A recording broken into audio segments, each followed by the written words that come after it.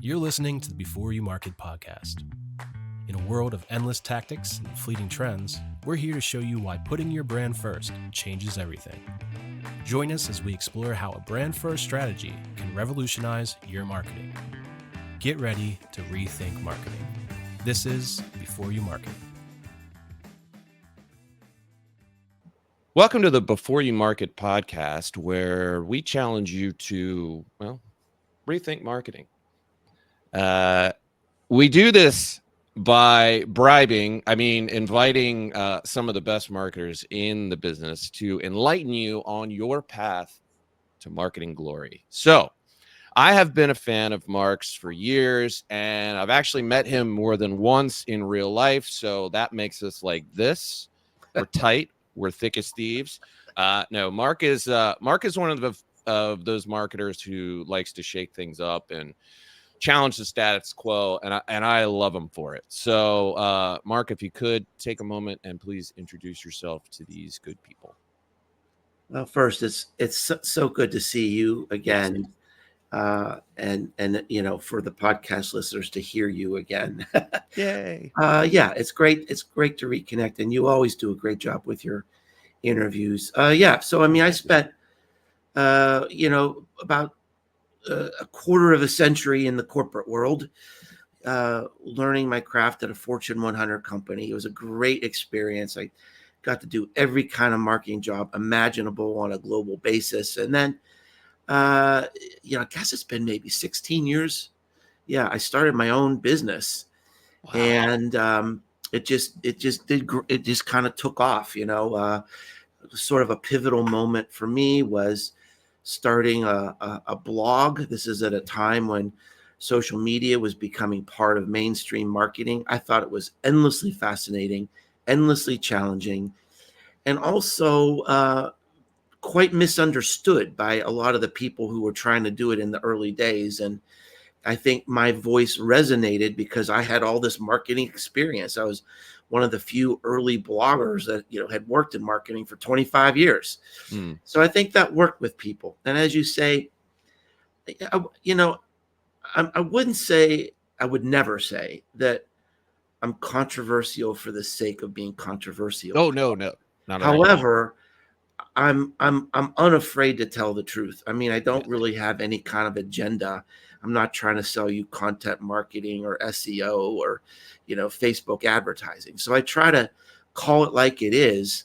And I think people appreciate that. And I also want to set an example to show that you can have a good, authentic voice to do well and to not be toxic while you're doing it. Amen, brother. And by the way, the link to my affiliate store where you can get all sorts of useless crap will be in the show notes below. No, I'm just kidding. Good for you. Good for you.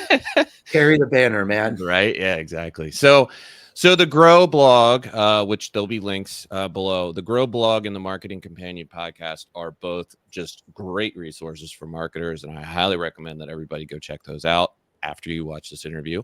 Mark always delivers with his books, so go read them all if you haven't already. But in the meantime, let's dive in and pick Mark's brain, shall we? Mark, are you ready? Ready to be picked. Let's pick away. So your book, Marketing Rebellion, has the subtitle, The Most Human Company Wins. So why do so many companies seem to just sleep on this superpower? And how would you suggest they turn this around? Well, it's a great question. It's one that I think a lot about. If you think about how the world of marketing has evolved in the last 20 years, it's really moved into this idea of optimizing everything, right? And performance marketing. And there's this kind of scaffolding that we've put in place as we try to create Google sufficient content, as we try to we enjoy the relationships we have, outsourcing stuff to ad agencies. We want we do what most big companies do. We try to create as much stuff as we can for the least amount of money possible. Right. And we've got to a point where marketing, I think, is exceedingly dull right now. And one of the main reasons for that is that we've taken the humanity out of it. I mean, everything about the social web really diminishes humanity. If you want to play the game and do it right, you're Sure. writing for algorithms, basically, not people. You're featuring keywords, not voices and emotion. Um, so I think the companies that are doing it well are starting to come around again. Mhm. But I think that's the main reason why we've sort of lost our humanity in marketing. And really, I mean, that's a big part of my mission, I think, is to inject more audacity, more authenticity, more human voices and emotion into our marketing. That's what we're supposed to be doing. Right. The reason I got into marketing is when I was a junior in college, I opened up Dr. Kotler's textbook, The Principles of Marketing, and it said marketing is a combination of, let's see if I can get this right. As he said, it was sociology, anthropology, and psychology. And I thought, oh my gosh, I want to do that. Marketing is all things human. It's Right. all things human, but we never talk about it that way anymore. Right. So two things there. The audacity. I love that word in that context. I think that's phenomenal. Well, I'm And really happy because the title of the title of my next book is Audacious. well played. Well It's played. going to be out in January 2025. So you're Looking going to have forward me to it. back. Oh yeah, definitely. The other thing is I think with that we have marketers or many just people in the business world have forgotten what social actually means. Hmm. They kind of social media now doesn't really mean being social. It just means like I don't know what, Yeah. fooling the algorithms. So Yeah. yeah. So in this quest for authenticity, I think, interestingly enough, brands are increasingly, or I'm sorry, consumers are increasingly turning to nano and micro influencers for product and service recommendations. Mm-hmm. And brands are certainly already taking advantage of this. But do you think more small and medium-sized companies are going to, utilize this marketing channel, this marketing option in the future, or should they? Absolutely. Yeah. And the reason is that, and I think this is really overlooked, that these people we call influencers, Mhm. they're really regarded by the people who love them as friends. Right. Right? There was this psychological phenomenon that was noted beginning in the 1950s when serial shows on television, like comedies and westerns, started coming on early TV, and people with repetitive viewing created this thing called a parasocial relationship with these characters. Mm. They sort of like almost forgot that they weren't characters. They considered them friends and family members. And Right. we see that today with social media. And so, I mean, what are we trying to do with branding? What are we trying to do with brand marketing? We're trying to create this emotional connection between what we do and our customers. Now, if we can create a friendship, wouldn't that be awesome? And that's really what these influencers do at their best. Right. And there's no reason. I mean, even like in a local community, it's pretty easy to look at social media, look at hashtags relevant to your product, your community, and find people who are talking about this.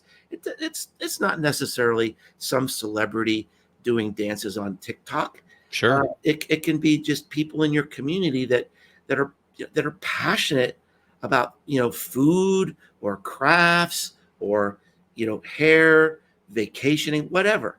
So it's connecting with those people. There's yeah, there's lots of great examples of small businesses starting to look at that now.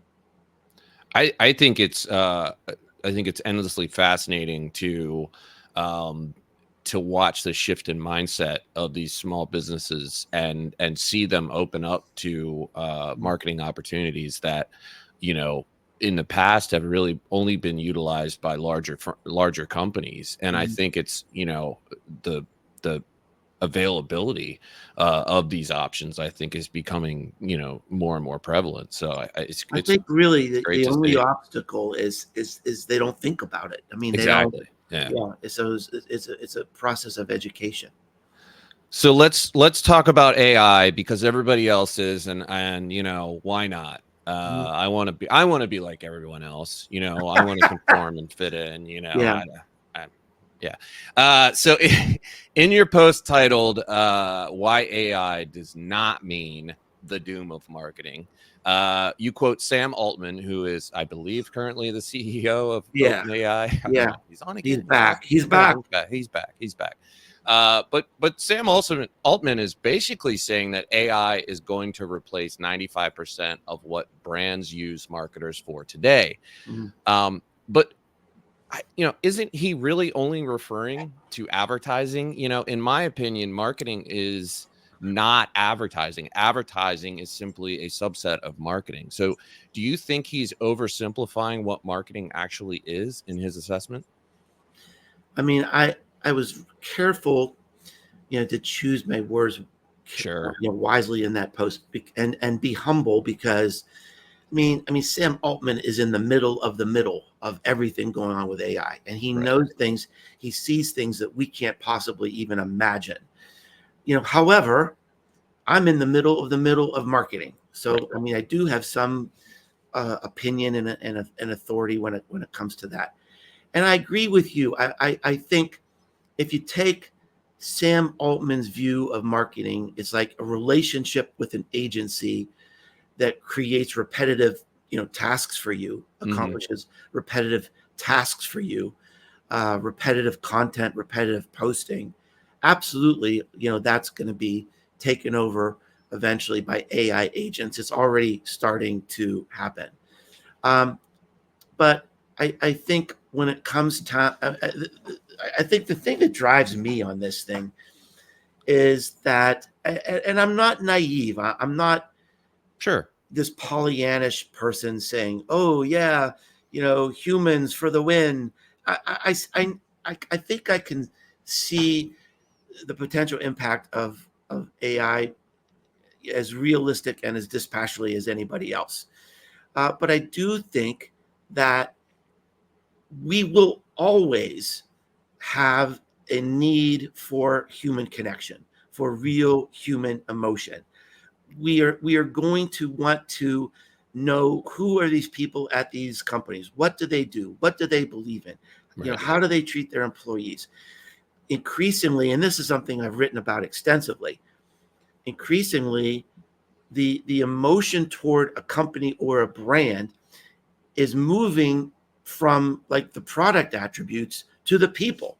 Right. If you think about some of the most talked about companies and the most talked about brands, it's not because their product is lemon fresh. It's not because it cleans better, or because they're giving a donation to the United Way. It's because of the people. Mhm. The personal brand is becoming the brand. I I don't see that ever being replaced. Um, and I think that if you think about all of the things we cherish most in our lives, they there's some human connection to it. Maybe it's a letter, maybe it's a craft, maybe it's something that was handed down in our family. A piece of furniture doesn't become an heirloom unless it's attached to a human being in a story some way. Right. And so I think, number one, human emotion, true human connectivity will always matter. And I also think that humans sort of still own crazy, and I think that's an unappreciated attribute Love it. when it comes to marketing. And I think we're gonna, I'm hoping at least that we're going to eventually break free of our algorithmic, um, this pandemic of dull Yeah. created by algorithms and performance marketing, and start getting a little crazy again.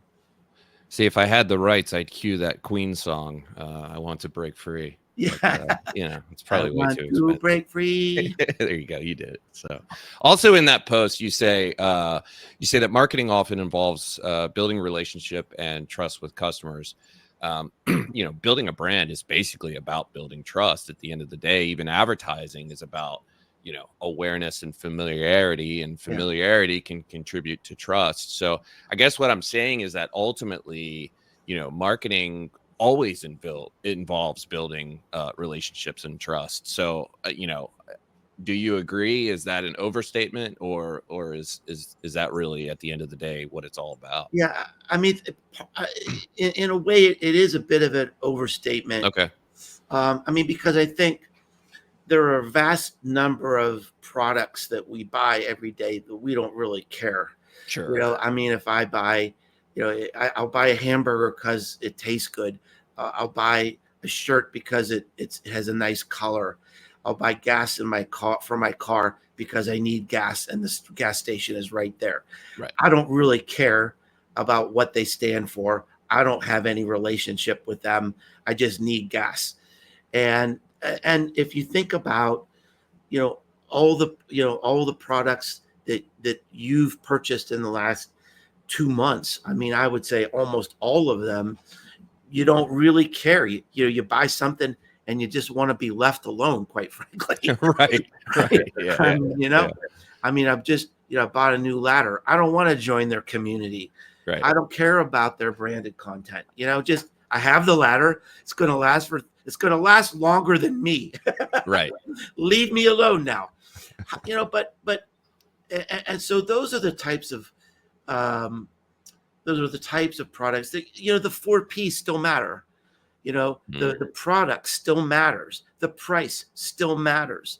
How you distribute it, the place, it still matters. All those things are really, really important. But then when we start getting into brand marketing, that's where the relationship matters. And Right. that's where you begin to distance yourself from other products. And you can even do that with commodities. My favorite example is Yeti, right? I mean, Yeah. 9 years ago, I started seeing people wearing T-shirts that said Yeti. I thought, wait a minute, isn't that an ice cooler? Right. What? Crazy. You Yeah. got to be kidding me. Yeah. So brand marketing is super, super important. And of course, Yeti's just become a juggernaut. You go into a sporting goods store in America, and they've got a whole aisle of Yeti products now. Or what's the Liquid Death? Liquid Death. Crazy Yeah, brand story. I'm featuring them in my new book. Yeah. You talk about, audacious marketing. They're the poster child for that. Amazing, their story. I remember watching. So I, my wife and I love the show Yellowstone, and Oh yeah. everybody loves Rip, and there's a scene where Rip's sitting on the steps of his his little log cabin that he lives on in the ranch, and the sun's setting, and he's pensive and thinking about something. And sitting right next to him as he reaches over and grabs a beer is a Yeti cooler, and it's like, yeah. You know what I mean? And it's just, man, that's perfect. it's perfect. That's the perfect product placement. I was like, well done, Yeti. That was good. So, all right. These are my favorite questions. I've been getting questions from people on the Brand 3 team. And this last question is from one of our very own strategists here, brand strategists here, Sarah Patisol, who asks, and I'm curious about this personally because I've read a lot of your books. So what book took you the longest to write, or was the most difficult to write, and why? And what book was the easiest or took the least amount of time, and why? Yeah, that's nobody's ever asked me that before. The hardest book was Marketing Rebellion. Okay. And it's also probably my best book in a lot of measures. I mean, that book it's being used as a textbook. That's a great book. Highly recommend it. Yeah, it's marketing. There, three of my books have sort of become like movements. One is known. I mean, and that was written in 2017, but it still holds up as the best personal branding book because, I mean, I nailed it. I mean, and I'm probably going to do a revision of that book. I still use recommendations from that book today. Yeah, I mean, I spent 2 years researching that, and I mean, I nailed it. So it really holds up. That really became a movement belonging to the brand, about brand community. That's really become a movement. And why I say that is because, like, I'm getting calls from like big brands, like Fortune 100 brands saying, hey, someone gave me this book. We need your help. This is the future. Help us change. So, I mean, these are three books that are having a big impact. Marketing Rebellion was particularly difficult because it's a very complex book. It's fun to read. It's easy to read. There's lots of great stories and even some humor in there. But it just took an enormous amount of research, enormous amount of work. And I was 1/3 of the way writing the book when I stopped and decided I needed to start over because my premise was wrong. Oh man, because that's a hard decision to make. It was a terrible decision, and a very difficult decision. But when I write a book, it has to be right. It becomes part of my legacy. I can't take it back. I can't take it down. It's not like a tweet or a blog post. Right. And what happened was, I was trying. When I write a book, I make an observation about the world. I see there's something going on that I can't explain. There's a question that I need to answer. And if I could answer that question, then it would help a lot of people and it would make a great book.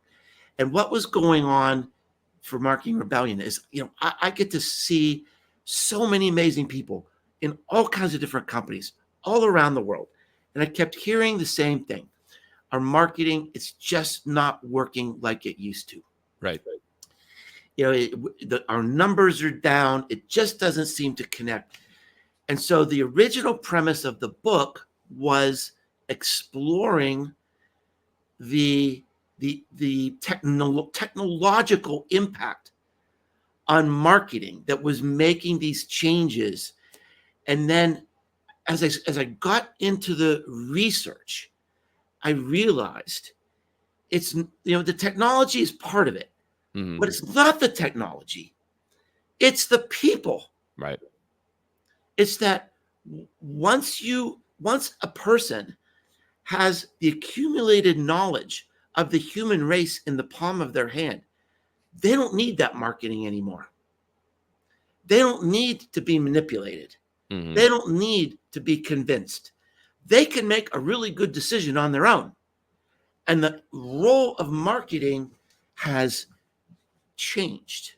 Right. It's like the powerful idea in the book. One of the powerful ideas is this famous research from McKinsey that showed 2/3 of our marketing, 2/3 of our sales is happening without us. So the whole mindset of marketing has to change. Right. It's not about telling everybody how great we are. It's getting everybody else to tell their friends how great we are. How do we earn our way into that 2/3?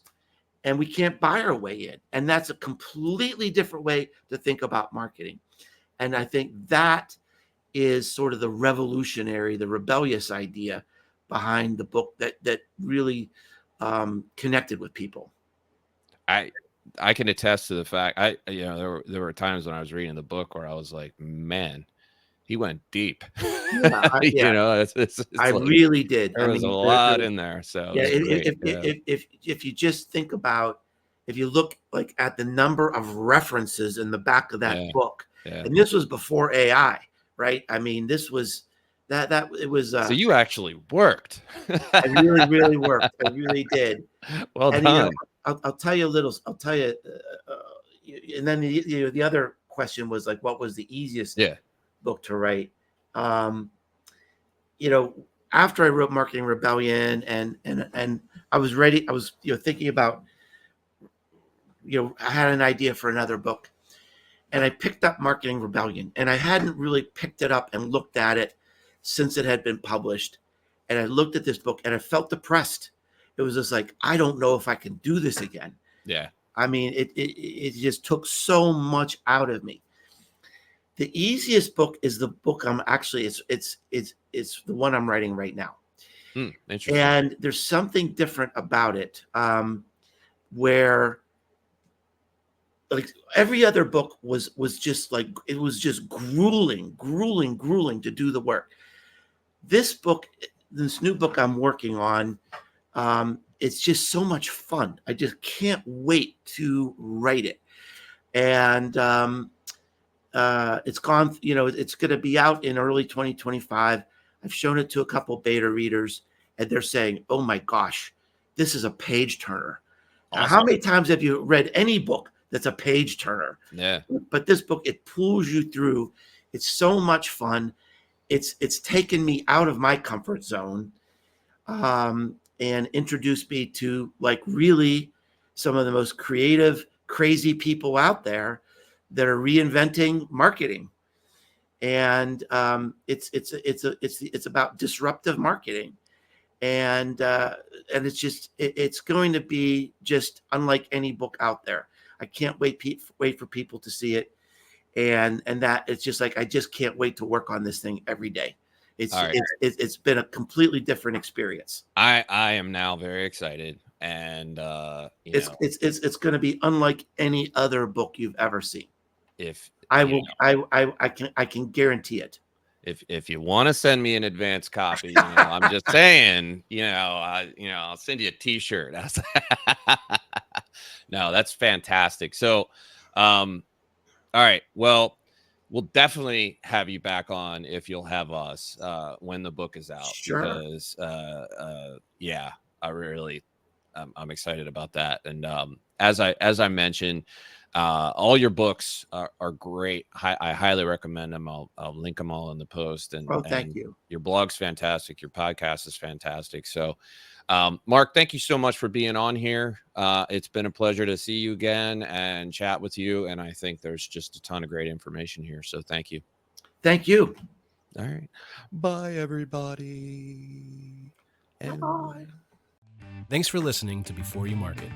Want more insights on revolutionizing your marketing strategy? Visit beforeyoumarket.com for all our episodes, exclusive content, and the Before You Market book. Remember, great marketing starts with a strong brand. We'll see you next time on Before You Market.